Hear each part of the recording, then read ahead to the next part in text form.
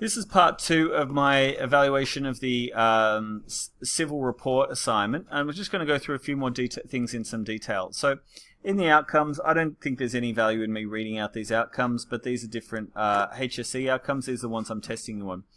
Okay, so we've already talked about the report submission, that it needs to comply with the all my own work, and here is the school's assessment policy. I'm not going to go into that in detail. Presumably, you've already gone through that. Is that fair?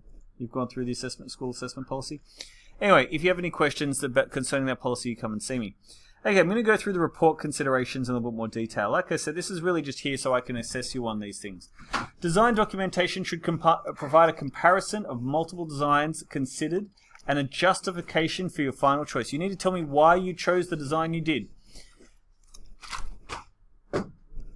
The construction and testing process should be documented in order to demonstrate planning and management skills. The analysis should consider if the results matched your predictions. So that's important. You need to tell me if you thought that, I'm going to use these pictures here, if you thought this member here was going to be the one that broke, and instead this one here broke, you need to tell me why. You have to tell me, or at least tell me that you noticed that something else didn't happen. You need to tell me the practical advantages and disadvantages of using trusses compared to other beam designs or other bridge designs. So comparing it to a simple beam. Now that's going to be pretty easy because what we're going to do is we're also going to test a simple beam, and you can include that in your report and say, although our truss wasn't as strong as some others, we've proven conclusively that trusses are more efficient, more cost efficient than simple beams. An evaluation of the process should consider how it addressed the project goals. What was our main goal?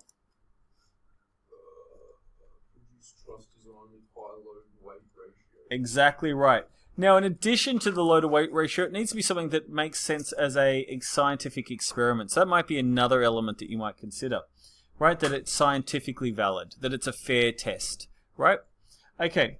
You might you also might talk about how the design might have been modified, or how you might do the project again differently if you had to do it all over again.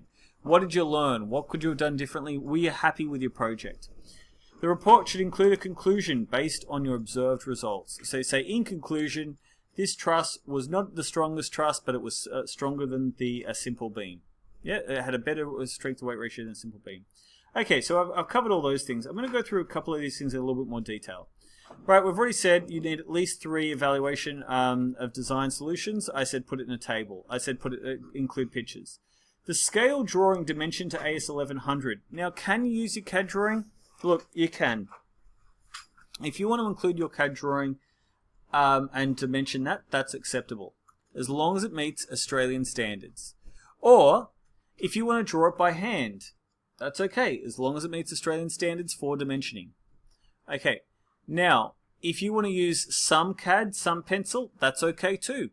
Yeah, if you want to use the CAD drawing and dimension it yourself by hand, because dimensioning on AutoCAD takes a bit of getting used to. It's not impossible, it just takes a bit of getting used to. Maybe I'll show you in another lesson how to do that, maybe I won't. But in the moment, I'm going to say it takes some getting used to. Okay, the division of roles we've already talked about. The documentation, I'd say if you want to include the testing process, at least somewhat in there, that would be a good thing. Okay, calculation of internal forces. Let me show you what the calculation of internal forces looks like. Now, if you're looking at some different truss ideas, you might go to Garrett's bridges, right? And he talks about some different truss designs. You might talk about Pratt trusses, Warren trusses, Howe trusses, which I currently have open, and K trusses.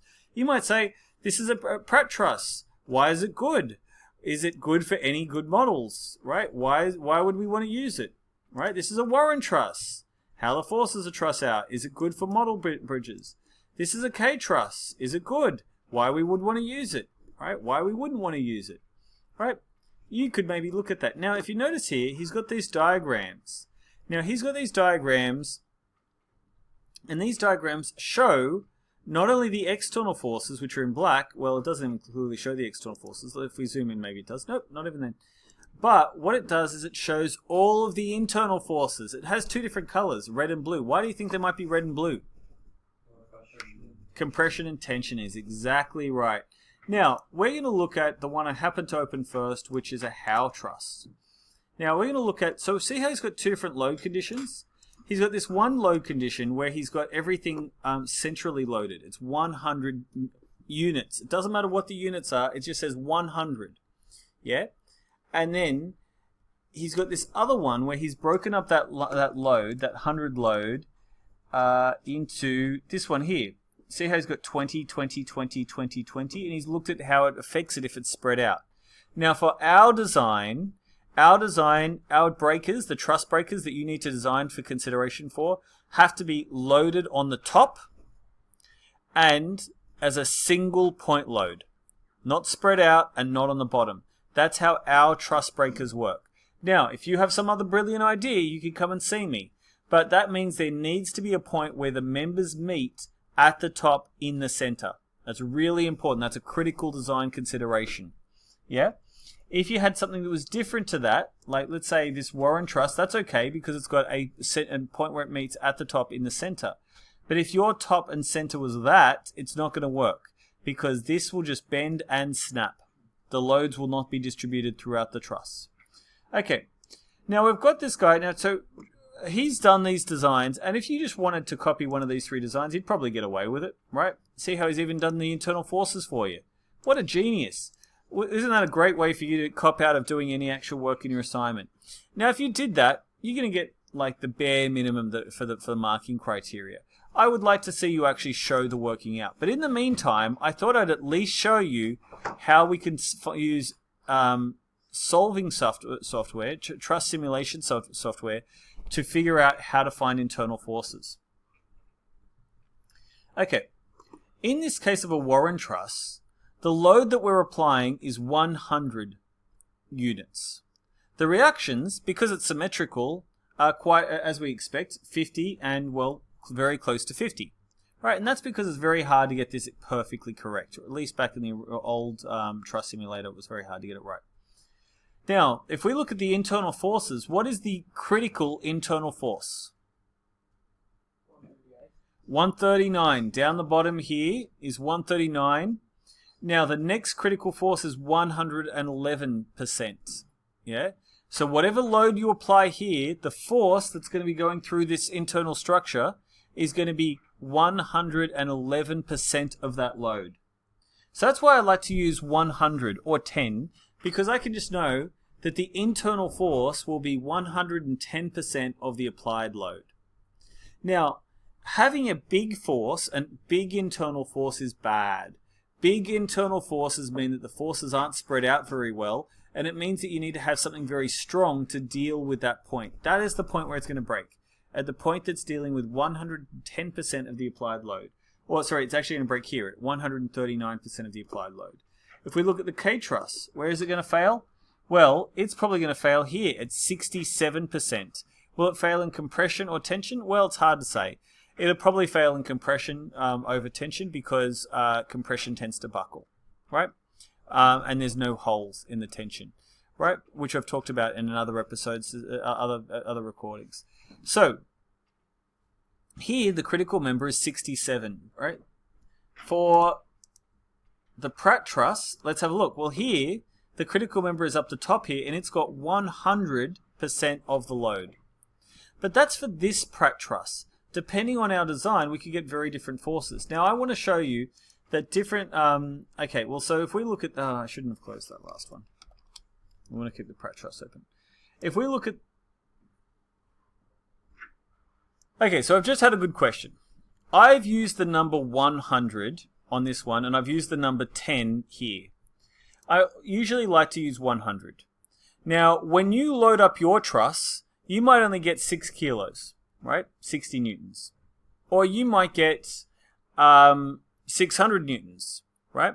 I've had bridges in the past that I made when I was young and foolish, which could not break. And instead, we said we didn't test it to the point of failure. We tested it until it deflected 30 millimeters. That was our requirement, when it deflected 3%. That was what we said was our requirement. Yeah, 3%. Now, that gave me a good out, so that if I couldn't break it, I could say, well, this is how much it went at 30 millimeters. But for you guys, what we're going to do is we're going to say, at the moment, we're going to use 100, And then we can just, whatever these numbers are, we can multiply as a percentage for whatever we get. So if you actually got, let's say, 6 kilograms, 60 newtons, you could just say, well, this number here is 91, right, percent of that. You can just take 91% of 60 newtons, and that will give you the internal force. Now, I'm okay with you actually giving me 100% in your diagram, right? I'm happy when you identify all the internal forces. I'm even happy if you give it to me in a percentage. That is okay with me. But if you want to convert it to the observed loads, that's okay too. Yeah, if you want to convert it to the multiply these percentages by observed loads, that's okay. But the point I'm going to say is we're going to load it. We're going to ideally load till failure. But if we need to load till deflection, that's okay. Just make sure you document it, right? And we just say this is the deflection that we've looked at and make sure that it's consistent with the one you're comparing against, right? And then what you're going to do is you're going to multiply your calculations against your observed load. So in this case here, let's look at this as a Pratt truss. And we've said here, in this situation, well, actually we'll use this one here. So these are two different truss simulators. This is the Johns Hopkins University one. And this one is made by the company Strain. Okay, in this case, I've applied 10 newtons, or 10 units. Right, I used 10 rather than 100 because otherwise the arrow would be so big that we wouldn't be able to see things at the scale. So at 10, this one here is going to be at 10.9, so basically 100% of the applied load in tension. And up here is going to be 67% of the applied load in compression. These diagonals are all going to be 60, more or less, % of the applied load in tension. Yeah, that's it. That's what we're going to do. Yeah?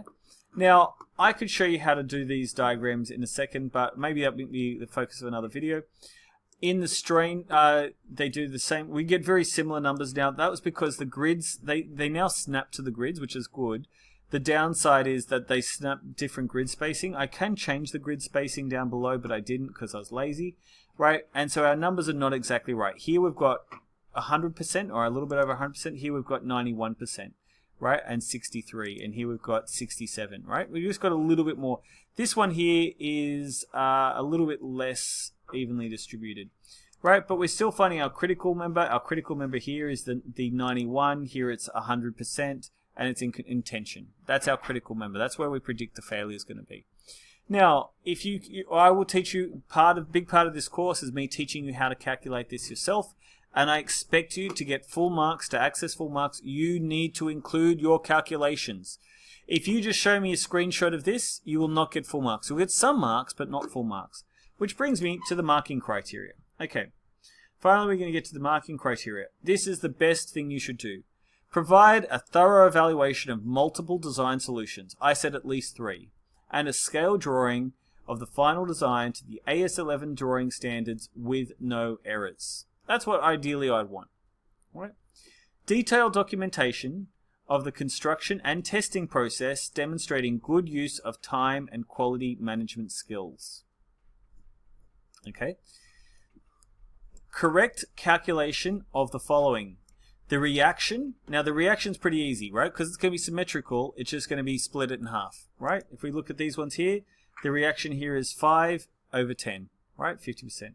Here I said 100 kilonewtons, the reaction here was 50, right? If I get rid of the diagram, we can just see the reactions, right?